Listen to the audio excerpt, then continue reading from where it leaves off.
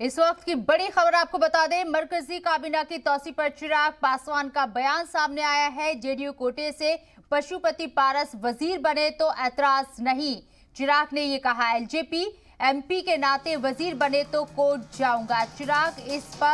चिराग ने बात कही है, इस पर मैंने पीएम मोदी को खत लिखा है। चिराग पासवान ने ये बड़ा बयान दिया। इस वक्त की बड़ी खबर आपको बता रहे हैं, इस पर मैंने पीएम मोदी को खत भी लिखा है। चिराग पासवान ने अपने बयान में ये बात कही।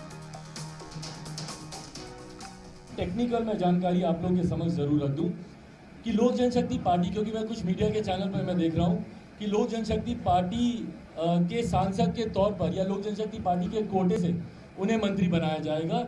ये संभव नहीं है, क्योंकि उन्हें लोक जनशक्ति पार्टी की राष्ट्रीय कार्यकारिणी पहले ही उन्हें पार्टी से निष्कासित कर चुकी है।